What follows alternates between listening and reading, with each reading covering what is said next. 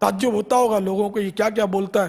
میں بہت کچھ آپ کے کام کی بات بولتا ہوں، اگر یہ سب آپ گرے میں باندھ لیں گے نا تو انشاءاللہ گمراہ نہیں ہوں گے، ورنہ گمراہ ہوتے دیر نہیں لگتی.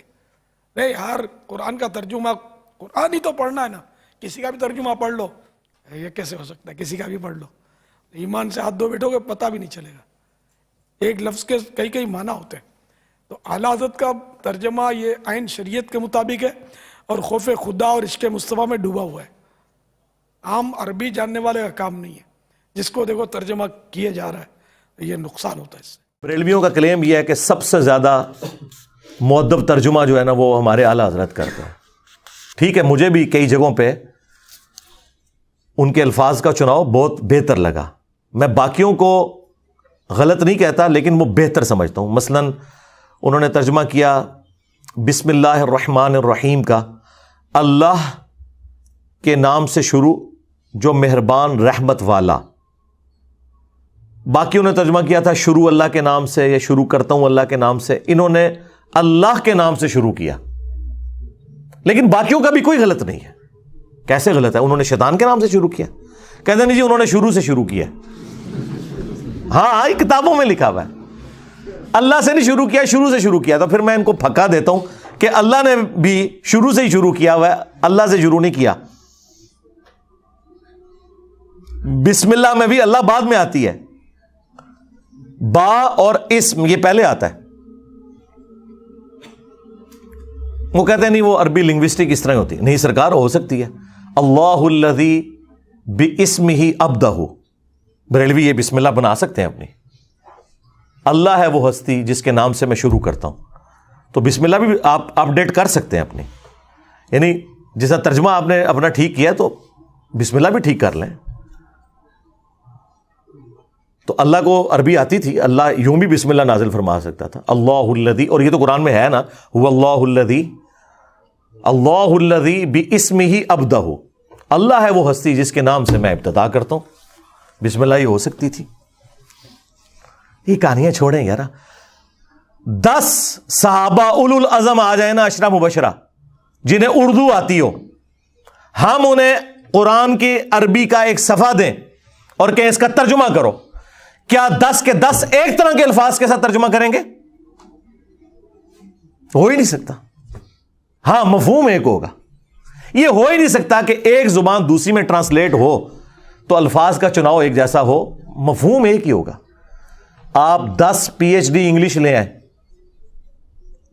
انہیں آپ انگلش کا ایک مضمون دیں اور انہیں اردو بھی آتی ہو، انہیں کہیں اسے اردو میں ٹرانسلیٹ کرو، کیا ورڈ بائی ورڈ ایک ایک لفظ ملتا جلتا ہوگا؟ نہیں، مفہوم ایک جیسا ہوگا. تو یہاں پہ بھی مفہوم کے اوپر جایا کریں. مفہوم ایک جیسا ہے، الفاظ کے چناؤ میں فرق ہو سکتا ہے. اللہ تعالیٰ نے جو الفاظ استعمال کیے ہیں اس کے ایکویلنٹ اگر دوسری زبان کے اندر کوئی سمجھتا ہے کہ اس کی بجائے یہ لفظ استعمال ہونا چاہیے، اس کا رائٹ ہے، کرے، دوسرے کے اوپر نہ کرے. واللہ خیر الماکرین کا ترجمہ باقی لوگوں نے کیا اللہ سب سے بہترین مکر فرمانے والا ہے. بریلوی کہتے ہیں دیکھو جی انہوں نے اللہ کو مکار کہہ دیا. او بھئی یہ عربی میں لفظ استعمال ہوا ہے خیر الماکرین. وہ کہتے ہیں نہیں تدبیر ہونا چاہیے. تدبیر خود عربی کا لفظ ہے، اللہ نے تو نہیں یوز کیا. کہتے ہیں دیکھیں جی اعلیٰ حضرت نے کتنا پیارا ترجمہ کیا ہے، وَمَكَرُوا وَمَكَرَ اللَّهُ وَاللَّهُ خَيْرُ الْمَاكِرِينَ. انہوں نے بھی مکر کیا اور اللہ نے بھی اپنی خفیہ تدبیر فرمائی اور اللہ سب سے بہتر خفیہ تدبیر فرمانے والا ہے. کہتے ہیں دیکھیں کتنا بادب ترجمہ ہے. بادب انہوں نے خود ہی ترجمہ بنا چھڑا ہے نا. ہوتا تدبیر بھی تو عربی کا لفظ تھا. تو جنہوں نے یہ ترجمہ کیا کہ انہوں نے بھی مکر کیا، اللہ نے بھی مکر کیا اور اللہ سب سے بہتر مکر فرمانے والا ہے، تو اس مکر سے مراد جیسا کہ اللہ کی شان کے لائق ہے. اللہ نے تو دونوں کے لیے مکر کا لفظ استعمال کیا، اس میں کون سی تکلیف ہو گئی؟ ہاں آپ یہ کہہ سکتے ہیں کہ یہ بہتر تھا، یہ نہ کہ انہوں نے گستاخی کی ہے، یہ ظلم ہے. گستاخی تب ہوگی جب اللہ نے وہ لفظ نہ یوز کیا ہو. قرآن میں آیا نا کہ اللہ تعالیٰ ان سے مذاق فرماتا ہے، تو اعلیٰ حضرت نے اس کا ترجمہ ہی نہیں کیا. انہوں نے کہا جی یہ مذاق کرنا تو یہ ٹھٹا مذاق تو یہ بڑی نٹوریس چیز ہے. تو انہوں نے کہا اللہ تعالیٰ استہزاء فرماتا ہے. وہ عربی کوئی استہزاء ہی لکھ دیا. تو جنہوں نے مذاق فرما دیا تو جیسا کہ اس کی شان کے لائق ہے. جس طرح اعلیٰ حضرت نے ایک جگہ صحیح ترجمہ کیا ہے الرحمن علی العرش استوى، رحمان اپنے عرش پر مستوی ہوا. بریکٹ میں لکھا جیسا کہ اس کی شان کے لائق ہے. ویسے استوا کا ترجمہ انہوں نے بیٹھا نہیں کیا, ٹھیک ہے, بیٹھنے کا لفظ بھی نہیں یوز کرنا چاہیے. اپنے عرش پر جلوہ گر ہوا یا متمکن ہوا, یا اگر وہ بیٹھنا بھی کر لیتا ہے تو ظاہر ہے وہ کرسی پہ بیٹھنے والی مثال نہیں دے رہا, وہ تو قرآن میں واضح ہے لیس کمثلہ شیء وہو السمیع البصیر. ہم اللہ کے لیے کوئی مثال نہیں بیان کرتے, اللہ کی مثال ہو ہی نہیں سکتی, اس کی مثل کوئی چیز ہی نہیں ہے. اگر وہ بیٹھا بھی ترجمہ کر لیتا ہے تو وہ بیٹھنے سے مراد یہ نہیں کر رہا ہوتا, یا قرآن میں اللہ کا ہاتھ تو وہ ہاتھ سے مراد یہ ہاتھ نہیں لے رہا ہوتا, جیسا کہ اس کی شان کے لائق ہے, اس کی مثال ہی کوئی نہیں ہے. تو انہوں نے پورے کتابچے لکھے ہیں کہ اعلیٰ حضرت کا ترجمہ ٹھیک ہے اور باقیوں کا غلط ہے, اور وہ اس میں یہ مثالیں دیتے ہیں. تو آپ کا رائٹ ہے کہ آپ بتائیں کہ یہ بہتر تھا, لیکن یہ نہ کہیں کہ باقیوں کے ترجمے ہی غلط ہوئے ہیں, یہ آپ نے پڑھنے نہیں ہے. وہ کہتے ہیں جی قل کا ترجمہ دیکھیں اعلیٰ حضرت سے بہتر کسی نے نہیں کیا. قل کا ترجمہ اعلیٰ حضرت نے کیا ہے اے محبوب تم فرماؤ. اب اشرف تھانوی صاحب نے تو کہا ہے اس کا ترجمہ آپ فرما دیجئے, تو آپ میں زیادہ ادب ہے یا تم میں زیادہ ادب ہے؟ آپ میں. تو اعلیٰ حضرت نے تو ادب چھوڑ دیا, یہاں تم کر دیا. تو وہ کہتے ہیں نہیں آپ کو سمجھ نہیں آئی, یہ تم اللہ کہہ رہا ہے. تو اللہ کی جو اپنے نبی سے فریکنس ہے نا, وہ آپ کے ساتھ نہیں ہوگی, تم کے ساتھ ہوگی. ہم کہتے ہیں بالکل آپ کی بات درست ہے, اور کہتے ہیں دیکھیں اعلیٰ حضرت نے کتنا خیال رکھا ہے شان الوہیت اور شان رسالت کا, کہ اللہ اپنے نبی کو آپ نہیں کہے گا تم کہے گا, اور جب نبی اس بات کو امت تک پہنچائیں گے تو وہ کہہ نہیں رہے ہوں گے, فرما رہے ہوں گے. لہذا آپ کہہ دیجئے یہ ترجمہ وہ کہتے ہیں ٹھیک نہیں ہے, تم فرماؤ ترجمہ ٹھیک ہے, کہ اللہ تو اپنے نبی کو تم کہے گا نا, کیونکہ خالق اور مخلوق کا فرق ہے. شکر ہے ادھر انہوں نے مانا ہوا یہ فرق, نہیں تو توحید ان کو سمجھانی پڑتی ہے کہ بھائی خالق اور مخلوق کا فرق بہت بڑا ہے. اور امت سے جب وہ کہیں گے تو وہ فرما رہے ہوں گے, کہہ نہیں رہے ہوں گے, کیونکہ امت کو ان کا ارشاد ہے. تو تم فرماؤ, ہم کہتے ہیں بالکل بہت پیارا ترجمہ ہے, تم فرماؤ. لیکن آپ کہہ دیجئے یہ بھی کوئی غلط ترجمہ نہیں ہے, کسی بری انٹینشن کے ساتھ نہیں ہے. اس طرح وہ کمپیریزن کروا رہے ہوتے ہیں. میں تو کہتا ہوں جس مکتب فکر سے آپ تعلق رکھتے ہیں ترجمہ پڑھیں, آپ کا رائٹ ہے. ڈنڈی اکا دکا جگہ پہ جہاں پہ لوگوں نے ماری ہے نا, وہ پکڑی جاتی ہے. اس کی وجہ سے آپ کسی کو یہ نہ کہیں کہ آپ فلاں کا ترجمہ پڑھیں فلاں کا نہیں. بریلویوں نے اعلیٰ حضرت کا ترجمہ پڑھا ہے اور اللہ نے انہیں توحید کی حقیقت تک پہنچا دیا. اعلیٰ حضرت نے ترجمہ بڑا پیارا کیا ہے, ایاک نعبد و ایاک نستعین. اے اللہ ہم تیری ہی عبادت کریں, تجھی سے مدد چاہیں. 3 خوبصورت چیزیں ایک جگہ جمع کر دی ہیں. باقی سب نے ترجمہ کیا ہے اے اللہ تیری عبادت کرتے ہیں, تجھی سے مدد چاہتے ہیں. یہ پرفیکٹ ترجمہ نہیں ہے, کیونکہ یہاں مضارع کا صیغہ ہے. مضارع میں حال اور مستقبل دونوں کور ہوتے ہیں. ترجمہ اس کا یوں بنتا تھا اے اللہ تیری ہی عبادت کرتے ہیں اور کریں گے, تجھی سے مدد چاہتے ہیں اور چاہیں گے. اور دوسری بات یہ دعائیہ کلمات تھے, تو اعلیٰ حضرت نے دعا پلس حال پلس فیوچر مستقبل تینوں کو ایک جگہ جمع کر کے ترجمہ پتہ کیا کیا ہے, اے اللہ تیری ہی عبادت کریں تجھی سے مدد چاہیں. یعنی آج بھی اگر عبادت کر رہے ہیں تو تیری کریں, مستقبل میں بھی کریں تو تیری کریں, اور دعا بھی ہو گئی اے اللہ تیری عبادت کریں تجھی سے ہی مدد چاہیں. میں کہتا ہوں کلاس ہے, یعنی یہ 100/100 نمبر بنتے ہیں.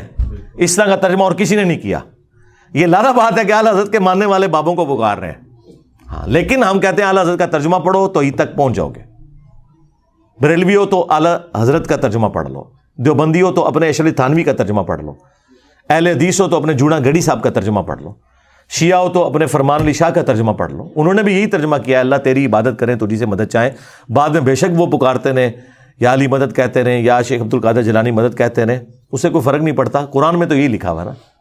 پھر ہم کیوں نہ کہیں کہ مرنے سے پہلے اے مسلمان کر لے اس پہ غور, کتابوں کا خدا اور ہے بابوں کا خدا اور. یعنی کہ اسی خدا کو مانتے ہیں لیکن تعلیمات وہ نہیں ہیں جو کتابوں میں آئی ہیں. بابوں نے اپنی طرف سے ہی دین گھڑ کے آپ کو بتایا. تو جہاں جہاں پہ ان کا ترجمہ اچھا ہے ہم تعریف کرتے ہیں کہ بہت اچھا ترجمہ کیا, لیکن جہاں جہاں ڈنڈی ماری وہ پکڑی گئی. اب دیکھیں نا, انا ارسلنا کا شاہدا و مبشرا و نذیرا, اس کا ترجمہ اتنا ظلم پہ مبنی انہوں نے کیا, اے نبی ہم نے آپ کو حاضر و ناظر بنا کے بھیجا. اب عام بندے کو کہ وہ کہتا ہے قرآن میں لکھا ہے حاضر و ناظر، آپ کیوں نہیں مانتے؟ اب انہیں کون بتائے کہ یہ حاضر و ناظر دونوں لفظ عربی کے تھے، حاضر ناظر، قرآن میں تو نہیں لکھے ہوئے. قرآن کے جو الفاظ ہیں وہ ہے شاہد، تو شاہد کا ترجمہ انہوں نے کر دیا ہے حاضر و ناظر. اب اس کی وجہ سے مصیبت کھڑی ہوگی. اسی وجہ سے پھر اہل حدیث دیوبندی کہتے ہیں جی اعلیٰ حضرت نے ترجمہ چینج کر دیا. ہم کہتے ہیں کوئی فرق نہیں پڑتا، اعلیٰ حضرت نے اپنی ڈنڈی خود ہی پکڑ لی ہے.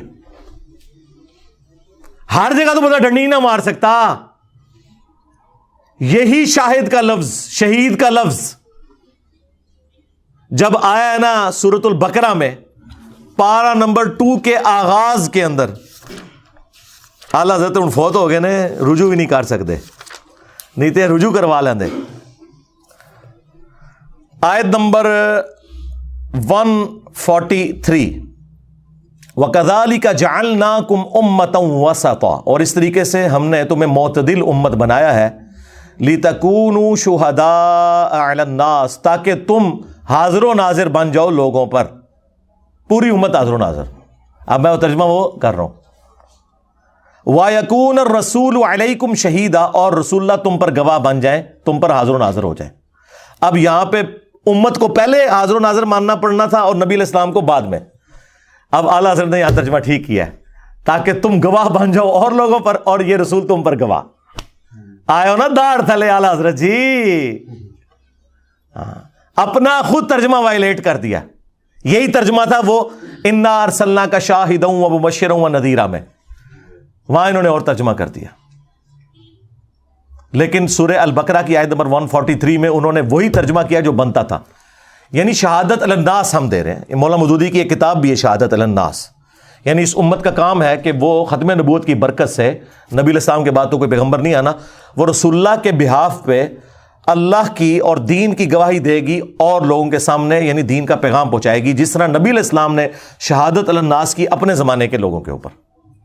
اور اس کے کانٹیکسٹ میں بخاری میں حدیث بھی ہے کہ قیامت والے دن حضرت نوح علیہ السلام کے امتی انکار کر دیں گے کہ ہمارے نبی نے ہم تک پیغام ہی نہیں پہنچایا، تو رسول اللہ کی امت گواہی دے گی کہ حضرت نوح علیہ السلام نے پیغام پہنچایا تھا.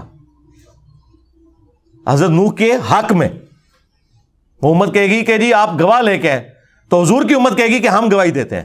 تو حضور کی امت نے حضرت نوح علیہ السلام کا زمانہ پایا ہوا ہے، کیسے گواہی دیں گے؟ قرآن کے ہونے پہ، کہ قرآن میں آیا تھا کہ سورہ نوح موجود تھی، سورہ ہود موجود تھی، سورۃ الاعراف موجود تھی، کہ کتنی محنت کے ساتھ اس شخص نے 950 سال تک توحید کا علم بلند کیا، تب بھی امت میں سے چند لوگوں نے صرف حق قبول کیا.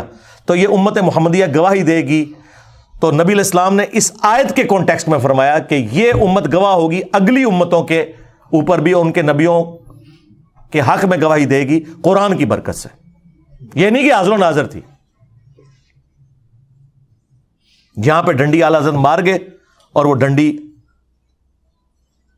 پکڑی گئی. پھر سورۃ القصص میں ایسے پکڑی گئی کہ سورہ آل عمران میں، سورہ قصص میں اور کئی جگہوں پہ آیا کہ اے نبی آپ موجود نہیں تھے جب ہم نے موسیٰ علیہ السلام کو کوہ طور کے پاس پکارا تھا. اور اللہ تعالیٰ اپنے نبی کی نبوت کی دلیل یہ بتا رہا ہے کہ تم میں وہ شخص ہے جو اپنی پیدائش سے 1400 سال پہلے، آلموسٹ 1400 سال بھی نہیں، 2000 سال پہلے، حضرت عیسیٰ علیہ السلام سے 1400 سال پہلے کا زمانہ ہے حضرت موسیٰ کا. اپنی پیدائش سے 2000 سال پہلے کے زمانے میں جو پیغمبر موسیٰ علیہ السلام آئے تھے، ان کی جو کوہ طور پہ ملاقات ہوئی تھی اللہ تعالیٰ کے ساتھ، جیسا کہ اس کی شان کے لائق ہے، وہ بتا رہے ہیں. تو اللہ تعالیٰ فرماتا ہے نبی تم وہاں موجود نہیں تھے جب ہم نے موسیٰ علیہ السلام کو ندا دی تھی، تب بھی تم بتا رہے ہو، تو اس کا مطلب ہے تمہارے پاس اللہ کی وحی آتی ہے. اللہ کے نبی کی نبوت کی دلیل بنایا جا رہا تھا، لیکن ساتھ ایک مسئلہ بھی کلیئر ہو گیا کہ حضور وہاں پہ حاضر نہیں تھے، کیونکہ ان کا یہ عقیدہ ہے. مفتی احمد یار خان نعیمی نے جال حق میں لکھا ہے کہ حضور اگلی امتوں میں بھی حاضر و ناظر تھے، صرف اس امت میں نہیں. تو قرآن میں تو لکھا ہے نبی تم وہاں موجود نہیں تھے. تو پتہ کیا کہتے ہیں؟ وہ کہتے ہیں قرآن نے حاضر کی نفی کی ہے، ناظر کی نہیں کی ہے. یعنی وہاں موجود نہیں تھے لیکن عالم ارواح میں یہ منظر دیکھ رہے تھے، جس طرح آج قبر مبارک میں پوری امت کو دیکھ رہے ہیں. کوئی عقیدہ بنا لیا. ہم پھر کیا کہتے ہیں؟ رکو ذرا، صبر کرو، آگے چل، سورہ قصص پڑھ، اس میں اللہ تعالیٰ نے فرمایا اے نبی نہ تو آپ وہاں موجود تھے اور وما کنت من الشاہدین، نہ تم دیکھنے والوں میں شامل تھے، نہ تم حاضر تھے نہ تم ناظر تھے۔ اس کا ترجمہ آ کے اعلیٰ حضرت نے ڈنڈی مار کے چینج ہی کر دیا اور بدل دیا، کیونکہ انہیں حاضر و ناظر کی نفی کرنی پڑی۔ شاہد وہی لفظ آیا یہاں پہ، وما کنت من الشاہدین، نہ آپ شاہدین میں تھے۔ اور اس سے بڑی ڈنڈی ماری مفتی احمد یار خان نعیمی نے، اس نے حاضر و ناظر کے حق میں جو دلائل دیے نا جال حق اپنی کتاب کے اندر، اس میں جب یہ اعتراض آیا نا کہ قرآن میں تو جگہ جگہ آیا کہ نبی تم وہاں موجود نہیں تھے، اور اس میں سورہ قصص بھی اس بندے نے ذکر کی، تو اس نے سورہ قصص کی آیت آدھی لکھی اور جواب میں لکھا یہاں تو صرف یہ لکھا ہے کہ وہاں موجود نہیں تھے، یہ تو نہیں لکھا ہوا کہ وہاں شاہد نہیں تھے، حالانکہ لکھا ہوا تھا وہ آیت ہی کاٹ دی، وما کنت من الشاہدین، پہلا حصہ لکھ دیا کہ نبی تم وہاں موجود نہیں تھے۔ یہ اگر کسی نے کیا ہے تو جو قرآن میں آتا ہے نا کہ جو لوگ ہماری آیات میں ہمیں ہرانے کی کوشش کریں گے ہم ان کے ساتھ پھر وہ حشر کریں گے، اس شخص نے اللہ کو قرآن کی آیات میں ہرانے کی کوشش کی ہے، آیت آدھی لکھ دی اور جواب الٹ دیا کہ اس میں تو یہ لکھے وہاں موجود نہیں تھے، یہ تو نہیں ہے کہ گواہ نہیں تھے، لکھا ہوا ہے جناب وما کنت من الشاہدین۔ اسی لیے میرا کلپ بھی اپلوڈ ہوا تھا، قرآن میں تحریف کرنے والا مفتی، قرآن کی عربی میں کوئی تحریف نہیں کر سکتا، بس اس کی گارنٹی ہے۔ ترجمے میں، تفاسیر میں علماء کرام نے وہ کچھ کیا ہے کہ آج امت یہ ساری گمراہیاں انہی کی وجہ سے بھگت رہی ہے۔ گارنٹی صرف ٹیکسٹ کی ہے، انا نحن نزلنا الذکر وانا لہ لحافظون، اور وہ جو ترجمے میں بھی ڈنڈی ہے وہ بھی خود ان کے اپنے ترجمے سے پکڑی جاتی ہے۔ اس لیے میں کہتا ہوں آپ یہ نہ کہیں کہ فلاں کا پڑھو فلاں کا نہ پڑھو، خود ہی جب کوئی پورا ٹوٹالٹی میں قرآن پڑھے گا اسے پتہ چل جائے گا کہ کیا ہوا ہے۔ اسی طریقے سے جہاں جہاں کوئی سخت آیات آتی ہیں نا اور اعلیٰ حضرت کا دل نہیں مانتا اور وہ سمجھتے ہیں یہاں حضور کی گستاخی ہو جائے گی، وہ مخاطب تو رسول اللہ کو کیا ہوتا ہے، لیکن وہ اس کو ہٹا کے اے سننے والے، سورۃ الانعام میں آیا نا کہ وہ نبی سے منہ مانگا معجزہ مانگتے تھے، تو اللہ تعالیٰ نے فرمایا کہ اے نبی اگر تم سے ہو سکے نا تو زمین میں کوئی سرنگ تلاش کر لو یا آسمان میں کوئی سیڑھی لگا لو، ان کو معجزہ لا کے دکھا دو، ہم تو معجزہ نہیں دکھائیں گے۔ اور اس میں یہاں تک الفاظ آئے کہ جاہلوں میں نہ ہو۔ اب ظاہر ہے وہ سمجھ رہے تھے کہ بھئی اللہ تعالیٰ تو اپنے نبی کو اس طرح نہیں کہہ سکتا، بھئی اللہ ہے، اللہ اپنے بندوں کو جس طریقے سے مرضی کرے۔ ڈاکٹر اسرار صاحب بھی ڈر گئے، یہاں ترجمہ انہوں نے کیا ہے نبی جذباتی نہ ہو۔ ٹھیک ہے سرکار، اس سے کیا فرق پڑتا ہے؟ اللہ تعالیٰ نے تو حضرت نوح علیہ السلام کے لیے بھی کہا تھا کہ تم اس چیز کے بارے میں سوال نہ کرو جس کے بارے میں تمہیں علم نہیں ہے، جب انہوں نے اپنے کافر بیٹے کے لیے دعا کی تھی، وہاں بھی ابھی الفاظ ہیں نوح جاہلوں میں شامل نہ ہو، وہاں تو حضرت نوح علیہ السلام کو مینشن کر کے اللہ نے کہا ہے۔ چلو یہاں تو تم سننے والے ترجمہ کر لو گے، وہاں کیا کرو گے؟ وہاں تو نوح علیہ السلام کو مخاطب کیا جا رہا ہے۔ یہ تو نہیں ہو سکتا کہ نوح علیہ السلام کے لیے آپ یہ لفظ مان لیں اللہ کی طرف سے اور نبی کے لیے نہ مانیں، وہ بھی تو پیغمبر ہیں۔ لیکن چند کریٹیکل آیات شکر ہے ایسی ہیں جس کا ترجمہ اعلیٰ حضرت نے بھی چینج نہیں کیا۔ ایک آیت تو میں ضرور کہوں گا کہ وہ آپ پڑھیں، سورۃ الاعراف کی آیت نمبر 188، جس کے بارے میں میرا یہ دعویٰ ہے کہ یہ وہ آیت ہے جو آپ مسلمانوں کے مجمع میں کسی چوک یا چوراہے میں پڑھیں تو شہادت واجب ہو جائے گی، آپ کو کوئی نہ کوئی 295C لگا کے قتل کر دے گا، خواہ آپ اعلیٰ حضرت کا ہی ترجمہ پڑھ دیں سورۃ الاعراف کی آیت نمبر 188 کا، کیونکہ پورے کے پورے ان کے جو عقائد اور نظریات جو انہوں نے گھڑے ہوئے ہیں نا وہ سارے ایک آیت سے فارغ ہو جاتے ہیں، اور اعلیٰ حضرت نے اس کا ترجمہ بالکل ٹھیک کیا ہوا ہے، کیونکہ وہاں تو یہ کہہ نہیں سکتے تھے کہ اے سننے والے، وہاں تو نبی علیہ السلام کو ڈائریکٹ کہا جا رہا تھا قل کے ساتھ۔ وہ آیت میں کور کر دیتا ہوں تاکہ ایٹ لیسٹ قرآن کے حوالے سے آپ کو یہ کلیئر ہو جائے کہ قرآن کا خدا اور ہے، قرآن کا پیغمبر اور ہے، بابوں کا پیغمبر اور ہے، اگرچہ وہ اسی پیغمبر کو مانتے ہیں لیکن ان کوالٹیز کے ساتھ مانے نا جو قرآن و سنت میں آئی ہیں۔ آیت نمبر ہے 188 سورۃ الاعراف، سورت نمبر 7 پارہ نمبر 9، قل لا املک لنفسی نفعا ولا ضرا، اے نبی تم فرماؤ میں تو اپنی جان کے حق میں بھی کسی نفع اور نقصان کا مالک نہیں ہوں۔ لو جی بابے تو سارے اڑ گئے جے۔ اگر رسول اللہ کا یہ سٹیٹس ہے کہ وہ اپنی جان کے نفع نقصان کے مالک نہیں ہے، ٹھیک ہے، ہو سکتا ہے کوئی یہ کہے کہ حضور اپنے لیے یہ کہہ رہے تھے، ہمارے لیے نہیں کہہ رہے تھے، ہمارے تو نفع نقصان کے مالک ہیں، کیونکہ رسول اللہ سے اوپر تو کوئی نہیں کہ جو انہیں نفع نقصان پہنچا سکے سوائے اللہ کے۔ تو ہم کہیں گے رکو ذرا، صبر کرو، یہ تمہارا وسوسہ بھی قرآن سے ہی ہم ختم کر دیں گے۔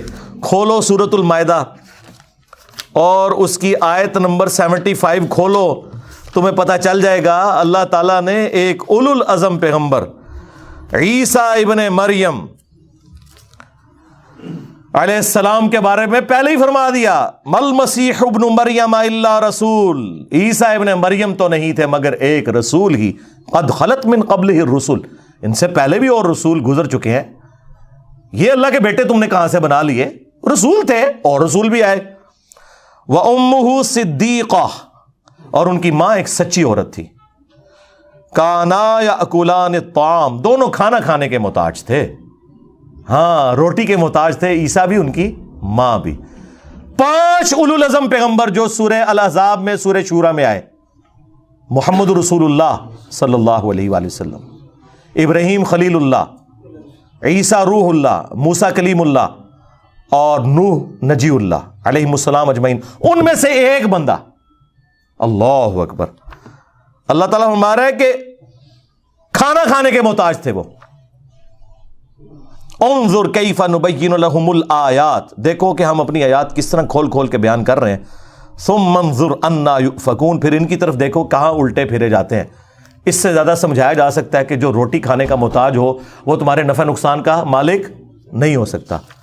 آپ کہہ رہے ہوں گے شاید میں نے اپنی طرف سے بات کر دی، اگلی بات آ گئی، قل اتعبدون من دون اللہ، اے نبی ان سے فرماؤ کہ کیا تم اللہ کو چھوڑ کر ان کی عبادت کر رہے ہو؟ جیزس کرائسٹ اور ان کی ماں کو خدا مانے ہوئے ہو۔ اب یہ آپ بریلویوں کو پیش کریں، وہ کہتے ہیں نہیں ہم تو نہیں بزرگوں کو خدا مانتے، عبادت تو نہیں کرتے۔ ہم کہتے ہیں آگے چل، آگے لکھا ہے ما لا یملک لکم ضرا ولا نفعا، جو کہ نہ تمہارے نقصان کے مالک ہیں نہ نفع کے۔ عیسیٰ اور ان کی ماں تمہارے نفع نقصان کے مالک نہیں ہے۔ عبادت تو پچھلی بات رہ گئی، یعنی عبادت اس کی ہوگی جو نفع نقصان کا مالک ہوگا۔ تو اس میں میں نے کہا تھا کہ عیسیٰ کے جیسا ہے ہی کوئی نہیں، تیرے سارے بابے تھے شاہ ہی کوئی نہیں، ہاں مریم کے جیسا ہے ہی کوئی نہیں، تیری رابعہ بصریہ تھے شاہ ہی کوئی نہیں۔ دونوں کا ذکر آیا ہوا ہے۔ عبادت نہیں، صرف نفع نقصان کے مالک نہیں۔ واللہ هو السمیع العلیم، اور اللہ ہی ہے سننے والا علم والا۔ بھائی عیسیٰ ان کی ماں سننے اور علم والے ہو ہی نہیں سکتے تو کس کے مشکل کشا کہاں سے ہوں گے؟ ہاں یہاں پہ بھی جو نبی کے لیے آیا کہ اے نبی تم فرما دو میں تو اپنی جان کے لیے بھی نفع نقصان کا مالک نہیں، تو اس کے کانٹیکسٹ میں نے پیش کیا، یہ انہی معنوں میں ہے کہ مالک اللہ ہے۔ خیر اس آیت میں بھی کھل جائے گا، الا ما شاء اللہ، ہاں مگر جو اللہ چاہے۔ وَلَوْ كُنْتُ أَعْلَمُ الْغَيْبِ، اور اگر میں غیب خود سے جان لیتا، ایک تو وہ ہے جو اللہ وحی کے ذریعے بتاتا ہے، اس علم غیب کا کوئی انکار کرے وہ کافر ہے، وہ تو نبی کے حق میں ہم مانتے ہیں، وہ تو قرآن میں واضح فتویٰ ہے، سورہ آل عمران آیت نمبر 179 میں واضح اللہ تعالیٰ نے فرما دیا ہے، وَمَا كَانَ اللَّهُ لِيُطْلِعَكُمْ عَلَى الْغَيْبِ، اللہ کی یہ شان نہیں کہ تمہیں غیب پر اطلاع دے، وَلَكِنَّ اللَّهَ يَجْتَبِي مِن رُسُلِهِ مَن يَشَاءُ، ہاں اللہ اپنے رسولوں میں سے جس کو چاہتا ہے اسے غیب کی خبریں دیتا ہے، ٹھیک ہے۔ عام بندے کا کام رسولوں پہ ایمان لانا ہے۔ اگر میں خود سے غیب جان لیتا، لَسْتَكْثَرْتُ مِنَ الْخَيْرِ، تو میں خیر کثیر جمع کر لیتا، وَمَا مَسَّنِيَ السُّوءُ، اور کبھی مجھے کوئی تکلیف نہ پہنچتی، مجھے پہلے ہی پتہ چل جاتا کہ یہ ہونے والا ہے، میں فورس ہی کر لیتا۔ آپ کو سی سی ٹی وی کیمرے میں اگر مستقبل کی خبر پہلے دکھائی جائے کہ آپ یہ روڈ کراس کریں گے تو ایک ٹرک کے نیچے آ جائیں گے، آپ نے تو پوری زندگی وہ روڈ نہیں کراس کرنی، یہ حقیقت بات ہے۔ ان انا الا نذیر و بشیر، میں تو نہیں سوائے اس کے کہ ڈر سنانے والا ہوں آخرت کا اور خوشخبری دینے والا ہوں جنت کی، لقوم یؤمنون، ان لوگوں کے لیے جو واقعی بات ماننا چاہیں، ایمان لانا چاہیں، ان کے لیے۔ یہ سورۃ الاعراف کی آیت نمبر 188 کا اعلیٰ حضرت نے بالکل صحیح ترجمہ کیا ہے، اور خود مان لیا کہ علم الغیب کا عقیدہ کیا ہے, نفع نقصان کا عقیدہ کیا ہے, سب کچھ مان لیا کہ اللہ ہی اللہ ہے. تو یہاں پہ ہم کہتے ہیں کہ اعلیٰ حضرت کا ترجمہ پڑھ لو. پھر سورۃ الانعام میں, سورہ الزمر میں, سورہ یونس میں قل انی اخاف ان عصیت ربی عذاب یوم عظیم, اے نبی تم فرماؤ کہ اگر میں بھی اپنے رب کی نافرمانی کروں تو بڑے دن کا عذاب مجھے بھی آ پکڑے گا. ظاہر ہے یہ سمجھانے کے لیے, ہاں ایسا نہیں ہے کہ رسول اللہ کو نافرمانی کریں گے, سمجھانے کے لیے. اور سمجھا نہیں انہوں نے, سمجھانا یہی تھا کہ عبد القادر جیلانی تے شاہی کوئی نہیں. ہاں اگر نبی کا یہ اسٹیٹس ہے انہوں نے بھی شریعت کو فالو کرنا ہے. وَأَنَا أَوَّلُ الْمُسْلِمِينَ, سب سے پہلے انہوں نے مسلم بننا ہے. پھر جو سورۃ الاحقاف کی آیت ہے, نبی تم فرماؤ میں کوئی نیا رسول نہیں ہوں, مجھ سے پہلے بھی رسول آئے ہیں اور مجھے تو خود نہیں پتا کہ خود تمہارے ساتھ اور خود میرے ساتھ کیا ہونے والا ہے معاملہ. یعنی حضور کو تو نہیں پتا تھا کہ کب معجزات ظاہر ہوں گے, کیا ہوگا. اس سے مراد رسول اللہ کی آخرت کا معاملہ نہیں ہے, ظاہر ہے وہ تو قطعی جنتی ہیں, پورا دین اس پہ کھڑا ہے. لیکن یہ بتایا جا رہا ہے کہ جو آپ کو کہتے ہیں نا ہمارے سلسلے میں مرید ہو جاؤ, ہم اس وقت تک جنت میں نہیں جائیں گے جب تک کہ سارے مریدوں کو لے نہ جائیے, کتنے نہ لے جائیے. ہاں تو رسول اللہ تو یہ فرما رہے ہیں مستقبل اللہ اور اس کے بندوں کا معاملہ ہے. حضور جب یہ کہہ رہے تھے نا بخاری مسلم میں کہ اے نبی کے چچا عباس میرے مال سے جو لینا ہے لے لے, اگر اللہ نے تجھے پکڑ لیا میں کچھ کام نہیں آؤں گا.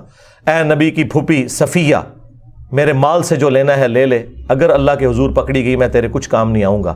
اور اے نبی کی بیٹی فاطمہ, کون فاطمہ؟ جنتی عورتوں کی سردار. ہاں کون فاطمہ؟ میرے جگر کا ٹکڑا, نبی الاسلام نے فرمایا. جنتی عورتوں کی سردار بھی بخاری مسلم میں, جگر کا ٹکڑا بھی بخاری مسلم میں. جس نے اسے تکلیف دی اس نے مجھے تکلیف دی. لیکن حضور نے فرمایا میری بیٹی فاطمہ میرے مال سے جو لینا ہے لے لے, اگر اللہ کے حضور تو پکڑی گئی نا میں تیرے کچھ کام نہیں آؤں گا. تو مجھے بتائیں, میں تو یہ پھر کہوں نا کہ فاطمہ کے جیسا ہے ہی کوئی نہیں. عبد القادر جیلانی تھے, شے ہی کوئی نہیں. بایزید بستامی تھے, شے ہی کوئی نہیں ان کے مقابلے پہ. تو اللہ کے بندو, قرآن و سنت اپنی تعلیمات کے اندر بالکل واضح ہے. اپنے ترجمے پڑھ کے دیکھ لو کیا بیان ہوا ہے. قرآن آپ کسی کا بھی پڑھیں آپ کو پتہ چل جائے گا کہ قرآن اپنی توحید میں, عقائد میں, نظریات میں بالکل ایک ننگی تلوار ہے, زیرو ٹالرنس ہے.